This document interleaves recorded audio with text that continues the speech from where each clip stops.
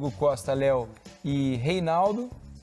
Pablo Maia, porque o Gabriel Neves passou por um problema sério, vai ter que passar por uma cirurgia e não vai jogar mais nessa temporada.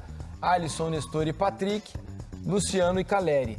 Na teoria, um time ofensivo, né? A dúvida é pressionar o Flamengo lá em cima, tentar pressionar e evitar a saída de bola do Flamengo, ou jogar um pouco mais atrás e tentar explorar a velocidade do Alisson, a força do Patrick.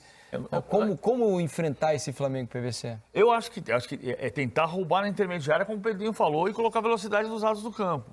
Agora, o que eu entendo principalmente, assim, o São Paulo já tem nesse jogo. Porque o São Paulo tomou 3-1 em casa. Então, é claro que ele vai jogar contra o Flamengo para ganhar do Flamengo, para tentar ganhar do Flamengo, sabendo que o Flamengo é favorito. Agora, essa formação do jogo contra o Atlético Goianiense é a formação mais forte que o São Paulo teve nos últimos 2 meses. É a formação não inteira, porque essa formação nunca jogou junto com os 11. Essa formação teve 9 titulares iguais contra o Atlético Goianiense, menos o Felipe Alves e menos o Gabriel Neves. Mas é a primeira vez que esse time vai jogar junto no ano, esses 11. Mas é a formação que vai jogar contra o Independente Del Valle. Porque foi a formação mais forte. E no caso da final contra o Independente Del Valle, dia 1º de outubro, é o jogo do título que o São Paulo precisa ter na temporada. E por que eu acho que tem muito sentido ele não utilizar 3 zagueiros, cara?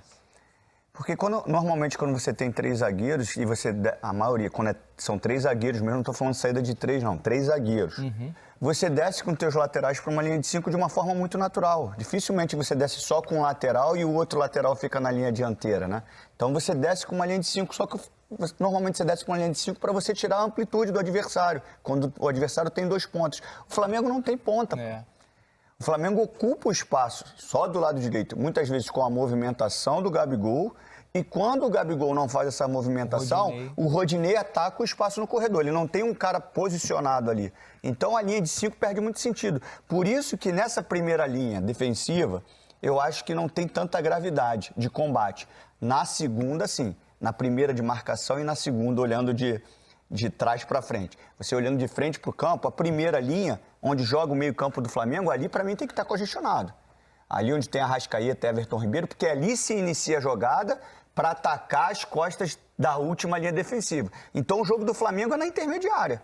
Então não adianta eu descer com uma linha de 5 lá atrás e o jogo do Flamengo está fluindo aqui na intermediária. Por isso que tem muito sentido do Rogério não usar 3 zagueiros, usar 2 pontas para justamente aproveitar os corredores, porque o Flamengo joga muito por dentro. Agora, se vai dar certo ou não, a gente não sabe, mas a ideia, ela tem sentido. Tem uma coisa que até é uma contradição em relação ao que o Rogério vinha dizendo, não tão abertamente nas entrevistas coletivas, mas, por exemplo, conversando com jornalistas que estiveram na concentração. O Richardson esteve na concentração em Belo Horizonte com o São Paulo e ouviu isso do grupo de jogadores e do Rogério, que ele não entendia o Reinaldo como lateral em linha de quarto. Mas isso já mudou, porque no jogo contra o Atlético Goianiense ele jogou com o Reinaldo como lateral, linha de quarto. Ele jogou os últimos 3 jogos com linha de quarto. Contra o Cuiabá, contra o Atlético Goianiense e contra o Corinthians, quando ele escalou o Luizão como lateral. O Luizão é zagueiro, mas não jogou de zagueiro. Jogou de lateral esquerdo. Se ele tem um ponteiro na frente, o Reinaldo faz a linha de quarto normal. Exatamente. O problema é que quando ele não tem um ponteiro, e aí e tem ele tem que usar 3 zagueiros, né, para espetar um pouquinho o Reinaldo como ala, né? Tem um outro problema aqui, pelo que vocês estavam dizendo aqui. O Alexandre Lemos lembra isso aqui até na hashtag troca de passes. O Pedrinho falou, o Fluminense encarou o Flamengo, jogou melhor, e causou desconforto e realidade, o Flamengo venceu. O São Paulo jogou bem, né, conseguiu pela qualidade técnica, e de novo o Flamengo venceu.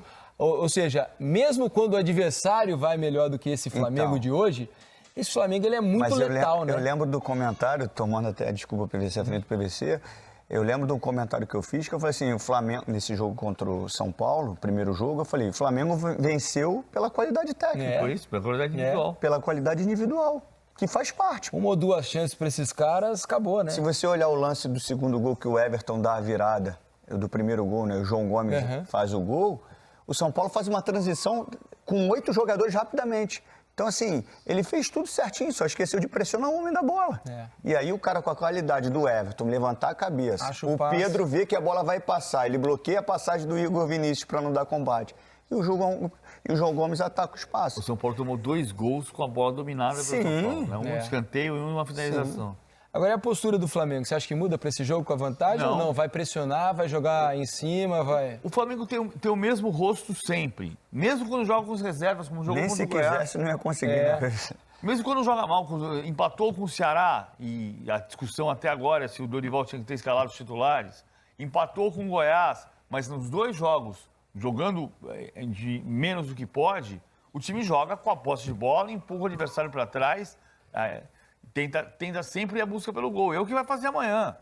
A questão é se o São Paulo, desses 8 jogos, tem um jogo que o Flamengo não fez gol, com essa formação, que é o 0x0 com o Atlético Paranaense, pela Copa do Brasil, em que podia ter feito 3, mas empatou 0x0. Foi o único jogo que passou em branco.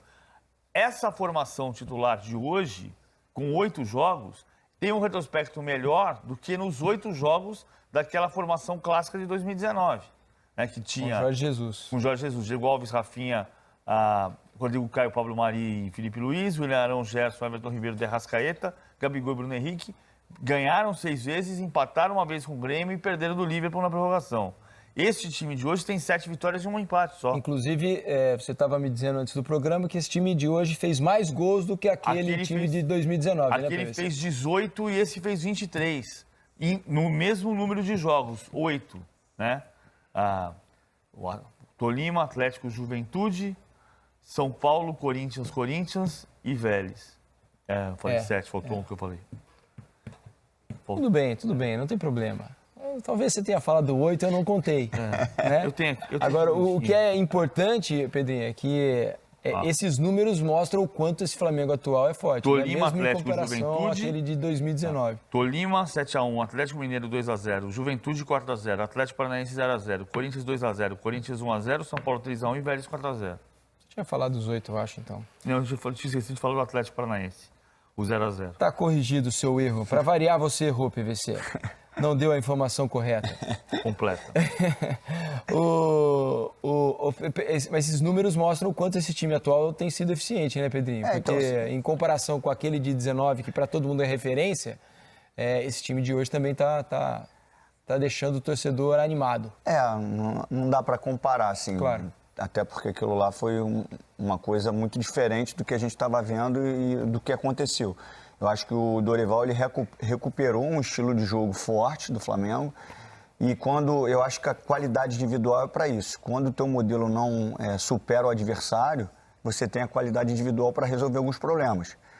Existe uma discussão muito grande, o Guardiola foi perguntado sobre isso, né? Até que ponto a tática pode interferir no jogo intuitivo dos atletas, e ele fala que a tática é para potencializar a individualidade, e eu concordo com ele plenamente.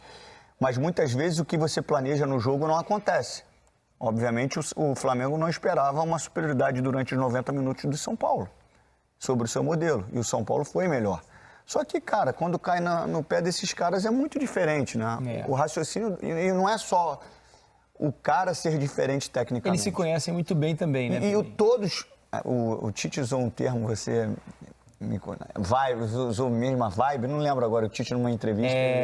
Rotação, né? Ele falou... Não, mas era uma coisa cognitiva, do Pedro, ele falou sobre o Pedro. Que o Pedro tinha o mesmo, como se fosse a mesma capacidade cognitiva dos caras que jogam na Europa. Eu vou lembrar da palavra já. Então é isso, porque o Arrasca pode pensar diferente a jogada. Se o Pedro não acompanhar o raciocínio dele, a jogada não sai. Então, assim, mesmo os caras sendo muito bons tecnicamente, que existe um jogador que é muito bom tecnicamente, mas o raciocínio não vai. Os caras se conectam de todas as formas, cara. Principalmente os 4 da frente.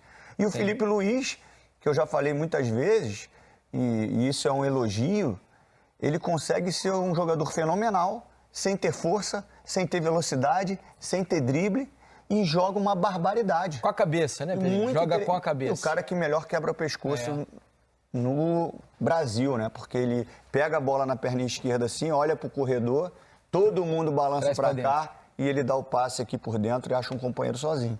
Então, assim, é muito acima da média.